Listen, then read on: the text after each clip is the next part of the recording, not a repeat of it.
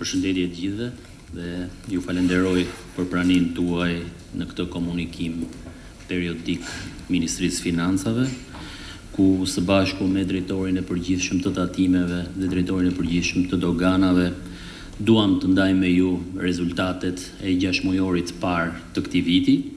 Në fakt, një 6 mujor që konfirmon se ecuria e ekonomisë shqiptare vijon të ecë në një trajektore të qëndrueshme rritjeje ekonomike dhe konsolidimi. Të dhënat paraprake tregojnë për një rritje të ndjeshme të ardhurave, kemi një rritje të shpenzimeve publike, kemi një përmirësim të mëtejshëm për sa i përket formalizimit të ekonomisë, si dhe vazhdimin e një trendi pozitiv për sa i përket punësimit, por edhe zhvillimit të aktivitetit ekonomik të sipërmarrjeve shqiptare. Më lejoni të vjoj me prezantimin dhe më tej pasaj mund t'ju përgjigjemi gjitha pyetjeve të mundshme që keni. Po ndalim tek rritja ekonomike.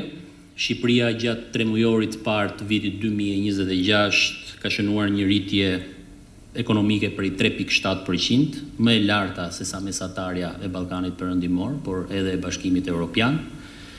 Kemi një rritje ekonomike e cila në fakt sipas parashikimeve të Ministrisë së Financave do të ketë deri në fund të vitit një rritje prej 4%, ku padyshim sektorët me kontributin më të madh janë sektori i shërbimeve dhe sektori i investimeve, qofshin to private apo publike.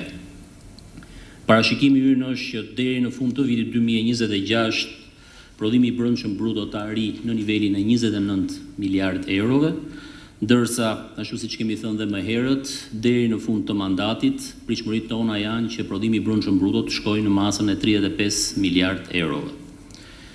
Për vitin 2026 ne parashikojmë që të ardhurat për frym të shkojnë në masën 12.200 euro, krahasuar me 11.355 që ishin në fund të vitit 2025, pra kemi një rritje të ardhurave për frym për gjatë vitit 2026 në masën e 845 euro më shumë. Objektivi final është që deri në fund të vitit 2029 të ardhurat për frym për shqiptarët të shkojnë në masën e 15.000 eurove. Në lidhje me inflacionin, për gjatë këtij 6 mujori, Shqipëria renditet si vendi me normën e inflacionit më të ulët në Ballkanin Perëndimor. Inflacioni mesatar për gjatë këtij 6 mujori është në masën 2.7%, kur Ballkani Perëndimor për gjatë këtij 6 mujori ka shënuar një normë inflacioni rreth 4%. Pa diskutim që një inflacion i ulët do të thotë ruajtja e fuqisë blerëse për qytetarët shqiptar. Për sa i përket papunësisë, papunësia edhe për 3 mujorin e parë të 2026 ka zbritur në nivelin 8.4%, një nivel rekord për sa i përket uljes së papunësisë, është dukshëm më i ulët edhe se sa mesatarja e normës së papunësisë në Ballkanin Perëndimor, e cila në fund të vitit 2025 shënoi 10.6%. Krahas rënies së papunësisë, kemi edhe një rritje të pagave për sa i përket pagave në sektorin privat dhe në sektorin publik. Kemi një rritje të pagës mesatare për gjatë 3 mujorit parë të vitit 2026 në masën 935 euro dhe krahasuar kjo me pagën mesatare për gjatë 3 mujorit të vitit 2025, e cila shënoi vetëm 831 euro, kemi një rritje me mbi 100 euro të pagës mesatare në vend për gjatë këtij 3 mujori. Paga mesatare në sektorin publik ka arritur në masën 1.094 euro, ndërkohë që paga mesatare në sektorin privat ka arritur në 871 euro në fund të 3 mujorit parë të 2026, nga 753 euro që ka qenë në fund të 3 mujorit të vitit 2025. Nga ana tjetër, fal edhe masave të marra për formalizimin e punësimit në sektor kyç të ekonomisë, vjet re që kemi një rritje të numrit të punojësve të cilët kanë pësuar rritje pagash, pra drejt fashave me paga më të larta. Kemi një rritje të numrit të punojësve që përfitojnë paga nga 70.000 lek deri në 100.000 lek dhe kjo rritje është me 14.6% krahasuar me qershorin e vitit 2025. Sikundër për ata punonjës të cilët përfitojnë paga midis fashave 100.000 lekë dhe 120.000 lekë të reja, rritja është më e madhe, është 25.3% krahasuar me qershorin e vitit 2025. Nga ana tjetër, Shqipëria vijon të regjistrojë shifra të larta për sa i përket investimeve të huaja direkte. Për gjatë 3 mujorit të parë të vitit 2026 kemi një rritje të investimeve të huaja direkte me 11.8% ose 404 milion euro më shumë se sa 3 mujori i vitit 2025.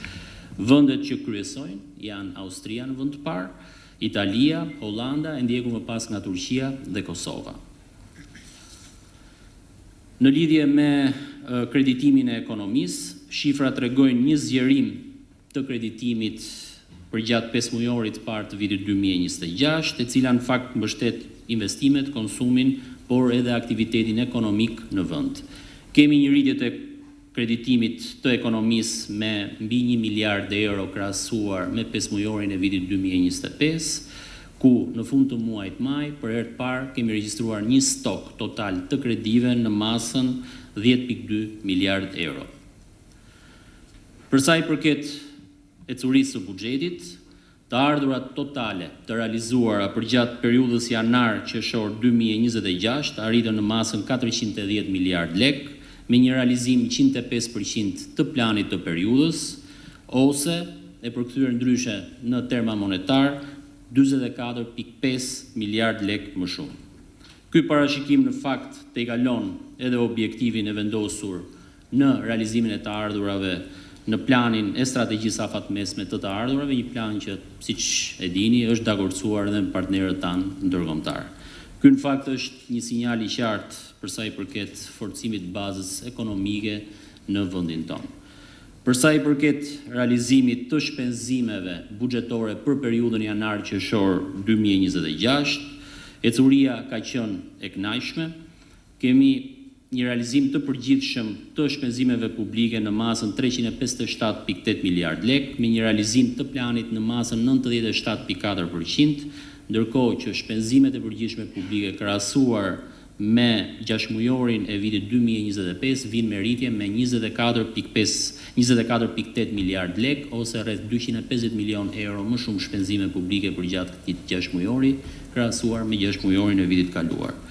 Edhe shpenzimet kapitale, gjithashtu vinë me rritje për gjatë këtij 6 mujori, kemi një rritje me 10.2%, krahasuar me 6 mujorin e vitit 2025, ndërkohë që në total shpenzimet kapitale për këtë 6 mujor janë 36.8% me një realizim 103.8% të planit të periudhës. Për sa i përket shpenzimeve korrente, shpenzimet korrente kanë një realizim në masën 96.7%, duke kapur një total prej 321.1 miliard lekësh dhe krahasuar me 6 mujorin e vitit 2025 kemi një rritje me 21.4 miliard lekë. Në lidhje me performancën e tatimeve dhe të doganave, në total të ardhurat nga tatimet, doganat dhe kontributet e sigurimeve shoqërore dhe shëndetësore janë mbledhur në masën 359.3 miliard lek, kemi 7.1 miliard lek më shumë të realizuara se sa plani i 6 mujorit 2026, ndërkohë që nëse do të krahasonim 6 mujorin e vitit 2025, kemi mbledhur rreth 300 milion euro më shumë se sa 6 mujori i vitit të kaluar. E gjithë kjo arritje në fakt vjen si rezultat i mirë administrimit tatimor dhe doganor, dhe nëse do të bëjmë një analizë totale për gjatë vitit 2025-2026, kemi mbledhur në total 1.2 miliard euro më shumë se sa vitit 2024. Pra kemi një rritje domethënëse të ardhurave tatimore dhe doganore, dhe kjo jo si rezultat i rritjes së bazës së taksave, jo si rezultat i rritjes së barës fiskale, por si rezultat i mirë administrimit tatimor dhe doganor dhe fal edhe implementimit korrekt të strategjisë afatmesme të ardhurave. Në lidhje me zhvillimet ekonomike dhe për sa i përket aktivitetit ekonomik të sipërmarrjeve shqiptare, kemi një rritje të qarkullimit të bizneseve, pra të xhiros së deklaruar. Për gjatë këtij 6 mujori krahasuar me 6 mujorin e vitit të kaluar, xhiro i deklaruar është rritur me 7%, E përkthyer në terma monetar kemi 1.3 miliardë euro më shumë të deklaruara nga bizneset shqiptare. Kemi rritje të xhiros të deklaruar në gjithë sektorët kryesor të ekonomisë tonë. Kemi rritje të xhiros të deklaruar në sektorin e tregtisë me 10%. Kemi rritje të xhiros në sektorin e ndërtimit me 9%, në sektorin e prodhimit me 2%, në sektorin e shërbimit me 4%. E gjithë kjo në fakt vjen si një kombinim i zhvillimeve ekonomike në vend, vjen si rezultat i formalizimit të ekonomisë, por pa diskutim edhe si rezultat i rritjes së konsumit në vend, që mbështetet natyrisht nga paga më të larta, por edhe nga një punësim më i lartë në vend. Në lidhje me numrin e bizneseve të regjistruar, në fund të qershorit kemi pasur në total një numër prej 148.270 biznesesh ose subjektesh të regjistruara pranë administratës tatimore. Kemi një rritje të numrit të bizneseve krahasuar me 6 mujorin e vitit të kaluar me mbi 12%, çfarë në fakt të reflekton edhe klimën e biznesit ose të bërit biznes në vendin tonë. Tani dua të ndalem pak tek nismat e paketës fiskale që miratuam vitin e kaluar, ku ndër më kryesoret mund përmendim rivlerësimin e pasurisë së paluajtshme, kompensimin e TVSH-s në bujqësi, rimbursimin e divës, paqen fiskale, apo dhe fshirjen dhe faljen e detyrimeve tatimore dhe doganore. Për sa i përket të ardhurave të gjeneruara nga procesi i rivlerësimit, procesi i cili në fakt nisi në shkurt të vitit 2026, të ardhurat kapin vlerën e 5 miliardë lekëve apo rreth 50 milionë euro. Kjo shifër në fakt e arktuar deri tani është pothuajse e njëjtë me atë të procesit të fundit të bërë nga rivlerësimi në vitin 2022, e cila në total për gjatë gjithë vitit 2022 ishte në masën 5.6 miliardë lekë. Kjo në fakt tregon që ka një interes lartë të qytetarëve dhe ecuria tregon se deri në përfundim të procesit i cili do të jetë deri në 31 dhjetor 2026, të ardhurat do të jenë më të larta sesa nga procesi i fundit. Për sa i përket kompensimit të TVSH-s në bujqësi, deri në datën 27 korrik pra të këtij viti, kemi pasur në total 2397 aplikime nga fermerët, me një vlerë totale të kërkuar për kompensim në masën e 587 milion lekëve, ose rreth 5.9 milion euro. Ndërkohë që nga vlera e faturave që ne shohim në sistem, shuma potenciale për kompensim është në masën 13.8 milion euro, ndërkohë që aplikimi për fermerët është i hapur deri në datën 31/12/2026. Gjej rastin nëpërmjet kësaj konference që ju bëj edhe një thirrje subjekteve grumbulluese dhe përpunuese që të vijojnë të lëshojnë faturat për fermerët, pasi kemi shqetësime të marra nga ky grup. Për sa i përket marrjes së faturave, është në fakt një sektor që ka një monitorim të thelluar nga ana e administratës tatimore. Për sa i përket rimbursimit të divës, pra deklaratave individuale vjetore të ardhurave, në total nga ana e administratës tatimore janë identifikuar 41.195 individ të cilët kanë kaluar tashmë për rimbursim. Nga këta 41.195 individ janë rimbursuar tashmë 39.965 individ, me një vlerë totale prej 597.8 milion lekësh. Personat që janë rimbursuar janë ose individ të cilët kanë mbipaguar tatim, apo familjet të cilët kanë fëmijë në moshën 18 vjeç. Vlera e parashikuar për këtë zë, pra vlera e parashikuar për të rimbursuar është në masën 15 milion euro, ose 1.5 miliard lekë.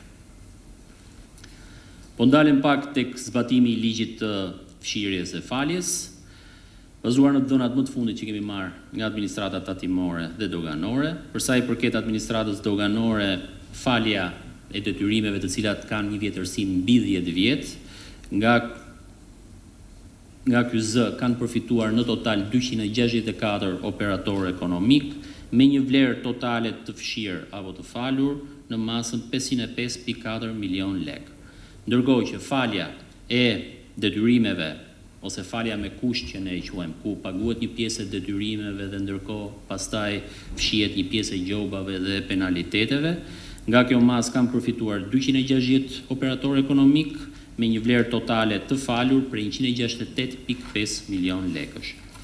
Përsa i përket ecurisë në administratën tatimore, në lidhje me faljen pa kusht, pra për ato detyrime që janë mbi 10 vjet të vjetra, kanë përfituar në total 121.630 tatim pagues me një vlerë totale të fshirë prej 29.7 miliard lekësh.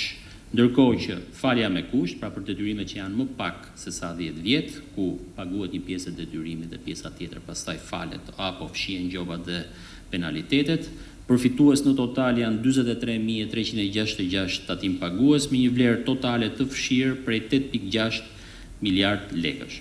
Pra siç e shihni, gjithë procesi është një proces përfshirës, përfshin shumë tatim pagues dhe shumë operatorë ekonomik, të cilët kalojnë mbi 100.000 subjekte.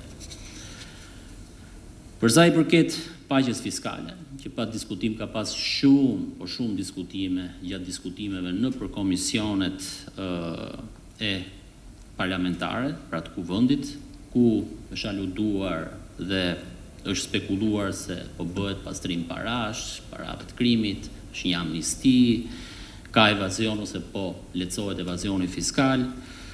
Më lejoni që t'ju paraqes shifrat.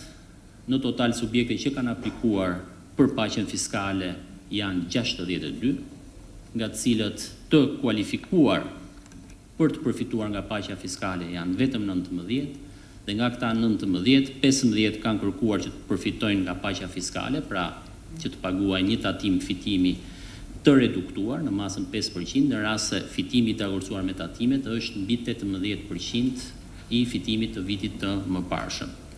Ndërkohë që janë vetëm 4 subjekte të cilët kanë aplikuar si për paqen fiskale edhe për rishikimin e pasqyrave financiare të 3 viteve të fundit.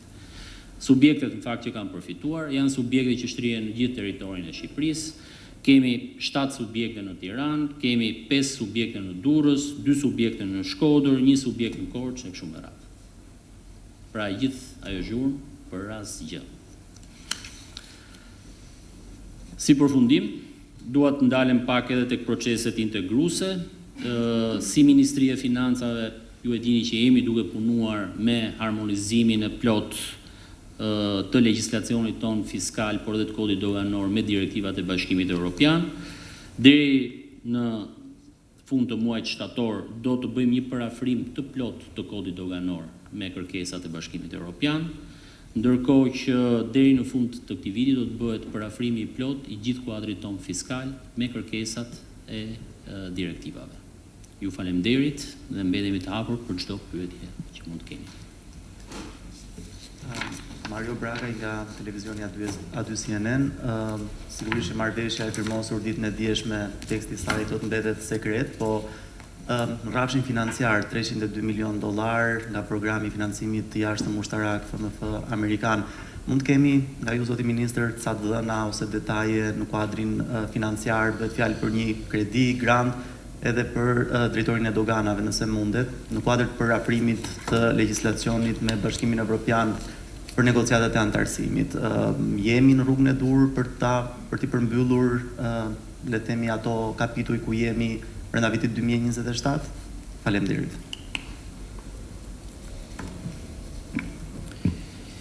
Në lidhje me çështjen shumë të debatueshme gjatë ditës së dieshme edhe në parlament, bëhet fjalë për një marrëveshje financiare e cila vjen dhe në kuadër të mbështetjes së forcave të armatosura, por është edhe një marrëveshje strategjike për sa i përket marrëdhënieve midis Shqipërisë dhe Shteteve të Bashkuara të Amerikës. Për herë të parë në industrinë e mbrojtjes, pra në sektorin e mbrojtjes, ne po përfitojmë një mbështetje me financim të huaj dhe është HUA, pra është një kredi e cila është në vlerën e 302 milion eurove.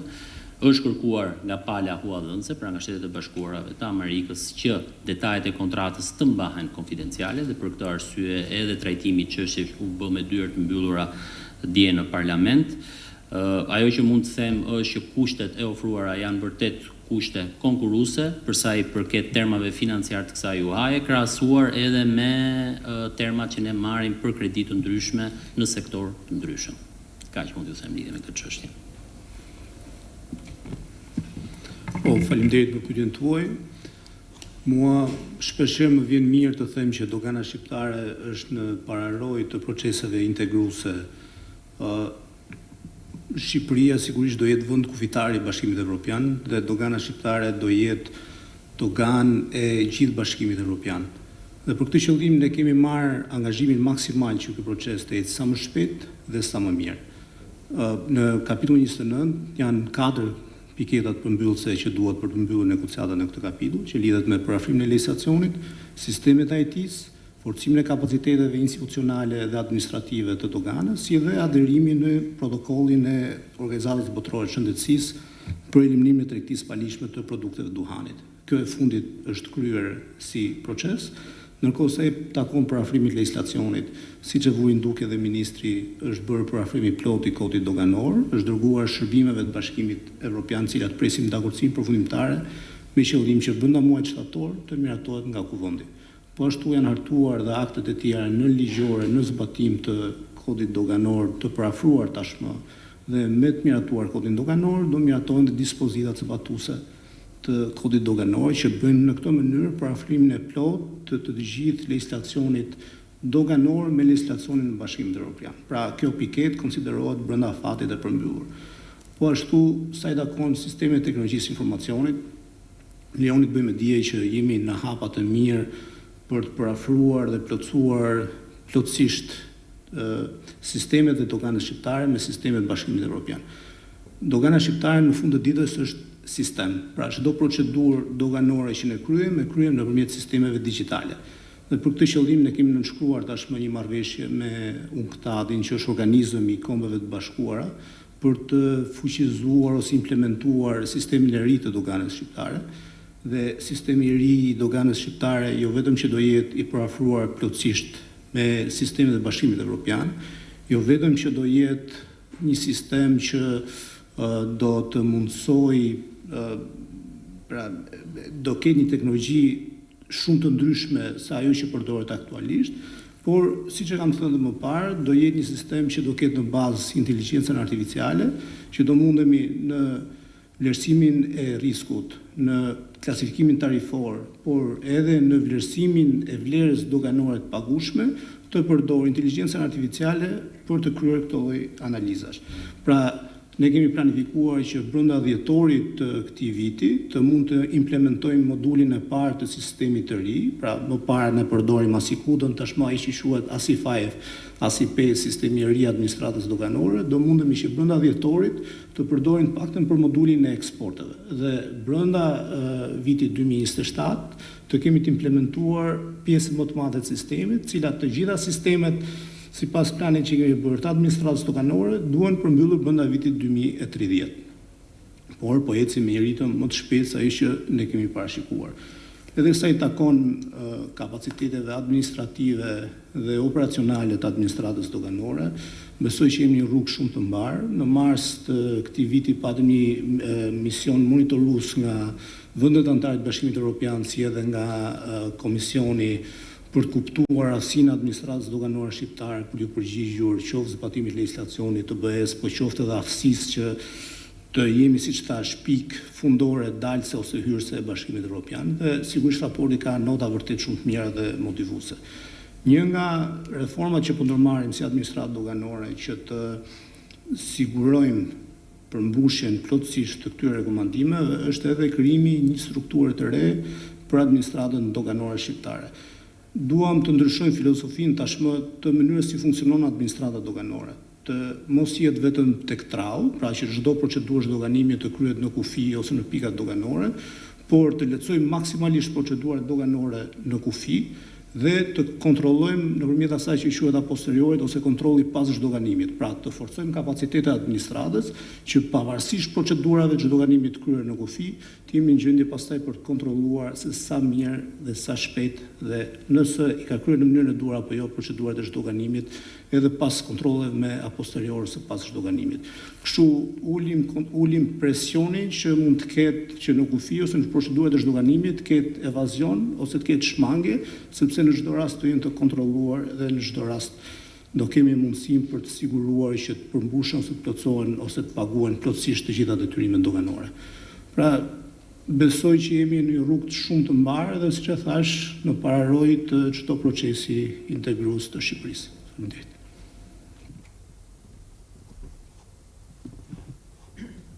Përshëndetje, Elisabeth Adosku nga televizioni Skan. Sa i takon procesit të rivlerësimit, ju tha që të ardhurat janë në 5 miliard lek, po përveç të ardhurash, a vini re të ketë prodhuar efekte të reja në tregun e pasurive? Fillimisht u mendua që më shumë prona në treg, rënje të çmimeve, por duket që në perceptimin ton të paktën nuk ka, por duam dhe përgjigjen tuaj në këtë drejtim. Dhe tjetra, sa i takon aktit normativ të miratuar së fundmi, 6 miliard lek shkojnë për infrastrukturën dhe për projektet prioritare. Kemi specifikim projekteve që do të marrin këto para për të financuar tek akti normativ që kaluat së fundmi? 6 miliard lek do të shkonin për infrastrukturën, po nuk ishin përcaktuara projektet që do të marrin më shumë para. Dhe për zotin Binaj, sa i takon skemës kompensimit të TVSH-s dhe të rimbursimit të divës, duket që ka një hendek midis shumës së kërkuar, si fillimisht nga fermerët dhe shumës potenciale për të kompensuar. A është problemi te grumbulluesi që nuk lëshojnë fatura dhe apo monitorohen ata në mënyrë që të zbatojnë siç duhet ligjin dhe fermerët të përfitojnë nga kjo procedurë e kompensimit? Dhe me divën, duket më shumë si neglizhencë për të aplikuar apo? Ju falenderoj. Faleminderit për pyetjen. Për sa i përket procesit të rivlerësimit, në fakt procesi ka një ecuri shumë të mirë dhe vetë vlera tregon që ka një interes për sa i përket qytetarëve për të blerë apo për të shitur pronat e tyre, duke përfituar edhe nga norma e reduktuar që ofron ky proces. Fakti që vetëm për 4 muaj kemi realizuar, po themi, të ardhura aq sa që realizuan për gjatë gjithë vitit 2026, tregon në fakt që ka një interes dhe që procesi po ecën në rrugën e dur, që ka prona të cilat duan të, po themi, kalojnë nga një pronar tek një pronar tjetër, dhe besoj që do jetë një nga proceset më të mira që kemi pasur edhe nga proceset e shkuara të rivlerësimit. Vetë shifrat e tregojnë këtë, kështu që nuk shohim që ka një ngecje për sa i përket tregut imobiliar në Shqipëri, të paktën nga transaksionet që po ndodhin. Për sa i përket vlerës prej 6 miliard lek që ju referuat për investime, në fakt kjo është një vlerë që ishte alokuar Fondit Shqiptar të Zhvillimit dhe lidhet pjesa dërmuese me një fond pra prej 3 deri në 3.5 miliard lek që do t'i kaloj Fondit Shqiptar të Zhvillimit, po që do jetë në funksion të pushtetit vendor, nëpërmjet një operatori që do të krijohet dhe ky operator do të mundsojë nëpërmjet pajisjeve dhe makinerive që të ofrojë në nivele, pra në bashkitë, shërbime të caktuara, qoftë për sa i përket transportit urban, qoftë për sa i përket nevojave në aspektin e mjeteve të rënda për punime që mund të kryen në pushtetin vendor, për pastrimin e kanalizimeve dhe të ujitjeve e kështu me radhë. Pra pjesa më e madhe e këtij fondi do të kalojë dhe do të jetë në funksion të pushtetit vendor, i cili do të menaxhohet nëpërmjet Fondit Shqiptar të Zhvillimit. Faleminderit. Përshëndetje, në lidhje me pyetjen që bëre për fermerët, pra procesi ka qenë normal.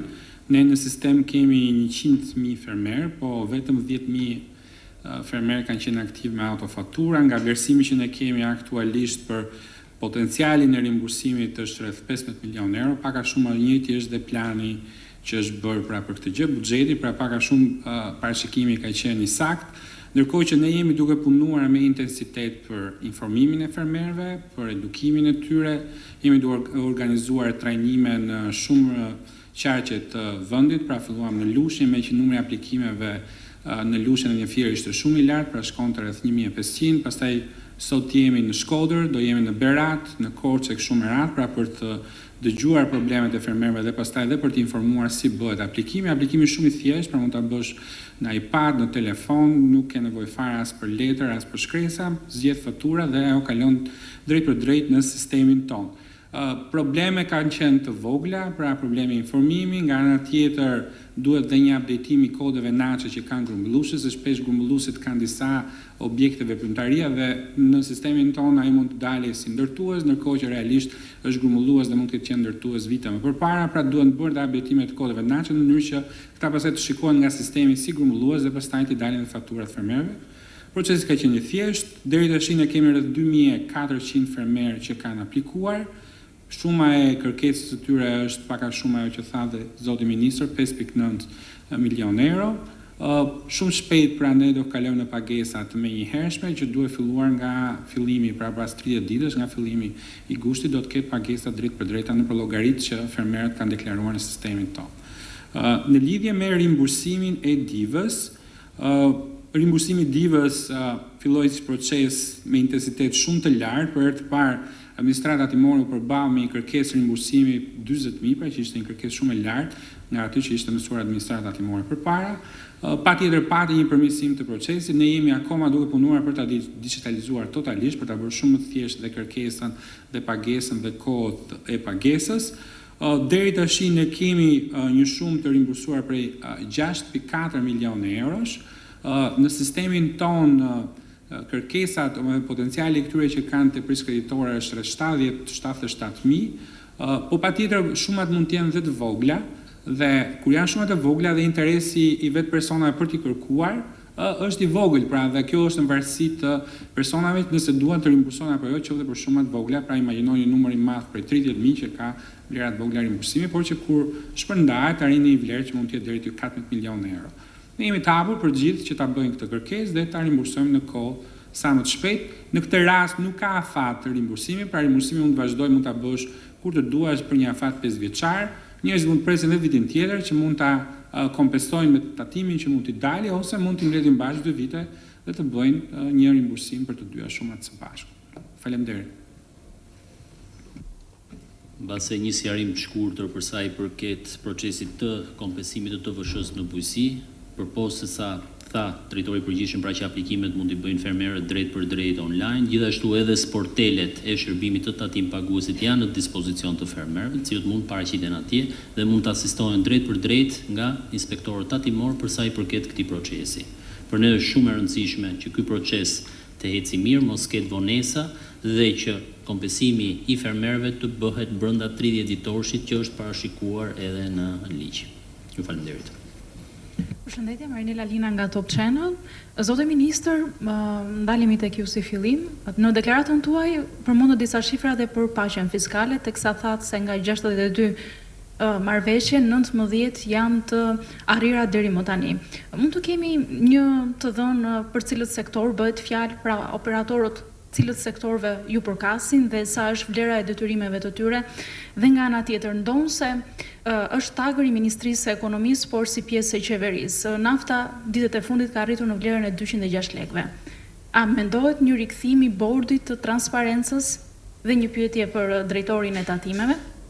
Zoti Binaj, këtë vit u vendos edhe rimbursimi i shpenzimeve arsimore për fëmijët, por kemi disa ankesa nga qytetarët të cilët vetë prindërit thonë që nuk ka ndodhur ende rimbursimi. Çfarë mund të themi? Po e filloj nga pyetja e dytë, pra që lidhet me pjesën e bordit të transparencës, ashtu siç edhe ju e përmendët, kjo në fakt është nën tagrin e Ministrisë së Ekonomisë, megjithatë rikthimi i bordit të transparencës apo jo është një vendimarrje e Këshillit të Ministrave me propozim që vjen nga ana e Ministrisë së Ekonomisë dhe Inovacionit. Siç e keni vënë re, ka pasur një luhatje të çmimeve, pra përgjatë 10 ditëve të shkuara ka pasur një rritje të çmimeve, pastaj më tej me qetësimin e situatës në lindjen e mesme ka përsëri një rënje të çmimeve, por ky është një vlerësim që e bën Këshilli i Ministrave pas propozimit që ne na vjen nga Ministria e Ekonomisë. Patjetër që nëse do të kemi një rritje të çmimeve për një periudhë, le të themi, relativisht të gjatë, pa diskutim që do të hyjë përsëri në fuqi edhe bordi i transparencës. Në lidhje me pyetjen se si janë të shpërndara 19 kompani në cilët sektor, unë informacionin nuk e kam këtu përpara me, megjithatë drejtori i përgjithshëm i tatimeve mund të përgjigjet, megjithatë sado të jenë këta sektor me 19 kompani, siç e kuptoni, pesha është relativisht shumë e ulët. Faleminderit. Atëherë në lidhje me paqen fiskale duhet thënë që kjo ishte dhe u mendua, u konceptua si e tillë që në fillim, pra një mundësi për tatim paguesit për tu vetë formalizuar duke përdorur pra deklarim më të lartë të ardhurave të tyre dhe pastaj ka një incentiv 5%. Kjo shoqërohet gjithashtu edhe me pjesën e kufizimit të kontrolleve. Paqja fiskale hahet përsëri mbas mbylljes së pasqyrave për vitin që vjen, pra mbas 31 marsit, pra është një periudhë përsëritore, pastaj edhe një vit më pas, pra 2028 do ketë përsëri një 15 ditor i cili do bëj përsëri do ofroj paqen fiskale për gjithë ata tatimbagues që duan ta përfitojnë dhe duan të formalizohen në prag të integrimit evropian. Në lidhje me 19 marrëveshjet, pra ajo që mund të them, sepse edhe unë nuk se kam marrë numra apo kam numra para me për këtë, po ishin të shpërndarë pothuajse në gjitha sektoret, nuk është se kishte një sektor të saktuar, nuk është ajo që mendonin se shumë analistë thoshin do përfitojnë ndërtimi, pothuajse ndërtimi nuk është përfshirë fare ose në një ose dy kompani maksimalisht, ndërkohë që pjesa e dakordësisë paraprake për këstet ishte një vlerë që nuk është se ishte një vlerë për tu vënë re. Faleminderit.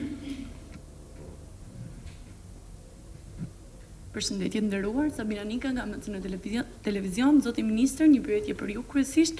Së fundmi nga një mbledhje e Këshillit të Evropës është evidentuar sërish që Shqipëria ka një mosbatim të vendimeve të formës së prerë, si një problem serioz në Shqipëri, ndërkohë që Avokatura e Shtetit ka humbur një sër çështjesh në gjykatën e çështjeve europiane të drejtave të njerëzit në Strasburg. A ka Ministria e Financave një kosto totale të gjithë faturave që duhen të paguajë si pasojë e këtyre vendimeve dhe kur pritet të ekzekutohen këto pagesa?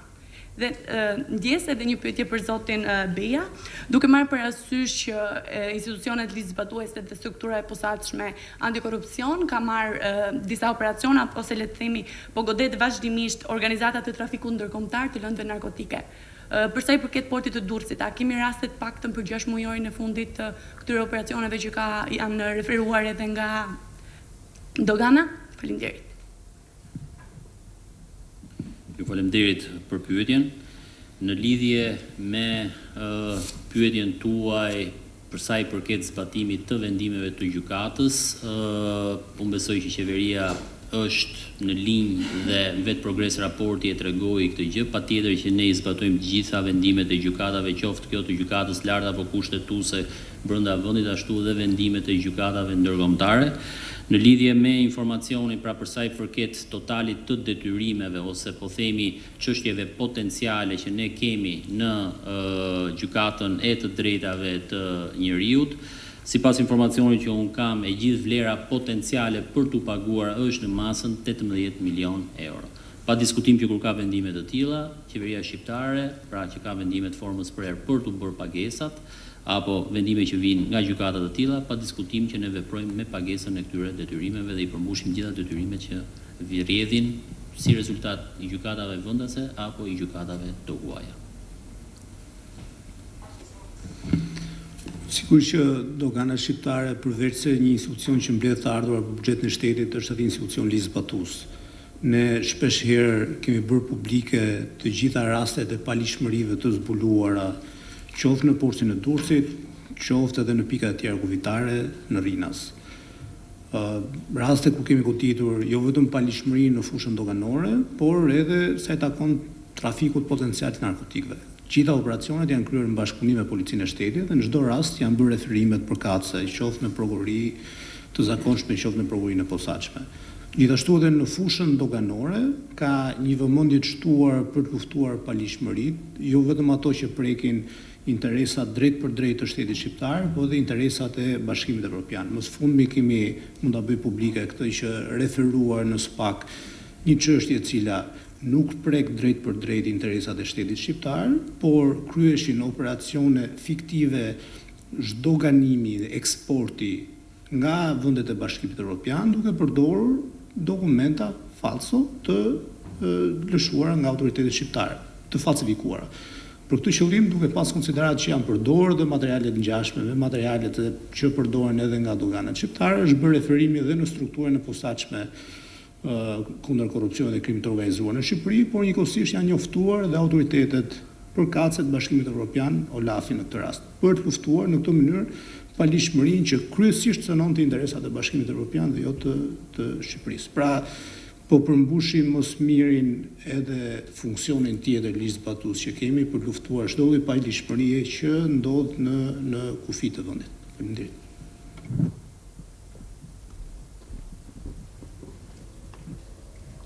Mimoza Ibra nga Vision Plus, një pyetje për ju zoti ministër, në muajin prill keni deklaruar se është ngritur një grup pune për të përcaktuar çmimet e referencave në 60 bashkitë e tjera përjashtuar Tiranën. Ku jemi me këtë grup pune, kur do t'i kemi rezultatet e punës nga ky grup, pra kur mund t'i kemi gati çmimet e referencave. Faleminderit.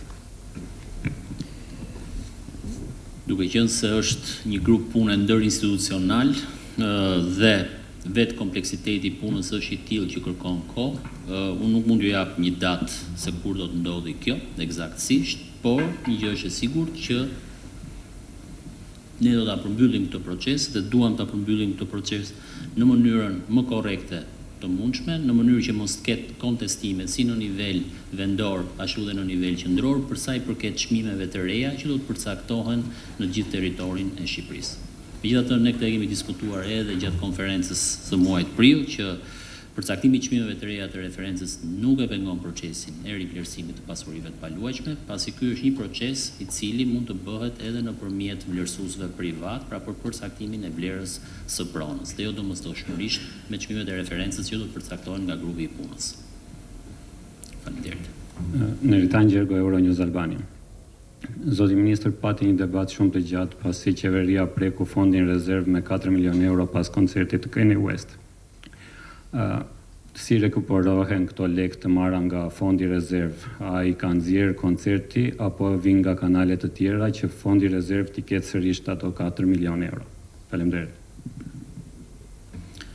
Çështja e prekjes së fondit rezerv, e theksoj fondi rezerv i Këshillit Ministrave, është një fond i cili mund të preket nga gjithë anëtarët e Këshillit të Ministrave, pra flas nga ministrat, në rast se kanë shpenzime të paparashikueshme ose shpenzime të cilat në momentin e hartimit të buxhetit nuk kanë qenë të mundura që të parashikoheshin. Kështu që e drejta për të prekur ky fond i takon secilit ministër në bazë të vlerësimit që ata bëjnë për çështje specifike. Fondi rezerv mund preket për aktivitete kulturore nëse s'kan qenë të parashikuara, mund preket për çështjet e emergjencave nëse ndodhin emergjenca, mund preken edhe për shumë aktivitete të tjera. Së fundi, për shembull, vitin e kaluar u prek fondi rezerv për organizimin e një eventi ndërkombëtar që kishte të bënte World Law Conference që organizua në Tiranë, një organizim goxha i madh me shumë reputacion në fushën e ligjorit dhe gjyqësorit. Pra, është një fond i cili mund të preket nga ana e Këshillit të Ministrave. Për sa i përket të ardhurave që merr ekonomia mbrapsht, pa diskutim që të ardhurat janë shumë më tepër se sa ai fond që u pagua, në mënyrë direkte dhe indirekte, vetëm thjesht po të llogarizim që kanë qenë mbi 20.000 të huaj të cilët kanë ardhur në Shqipëri, janë akomoduar këtu, kanë konsumuar këtu mëngjesin, drekën apo darkën, dhe nga ana tjetër të ardhurat që do të vinë potencialisht pasi këta 20.000 të huaj të cilët vinë në një pjesë të tyre mund të kenë qenë dhe për herë të parë në Shqipëri dhe shkojnë dhe përcjellin mesazhin e vendit tonë, pa diskutim që do të ketë një kontribut të qëndësishëm në ekonominë shqiptare. Faleminderit. Edhe unë diçka në lidhje me pyetjen që bëhet për ku ishte ndarë paqja fiskale, pra kemi në tregti 8, në shërbime 3, në prodhim 4 dhe në ndërtim 4, pra për një total prej 19 marrëveshjesh. Faleminderit.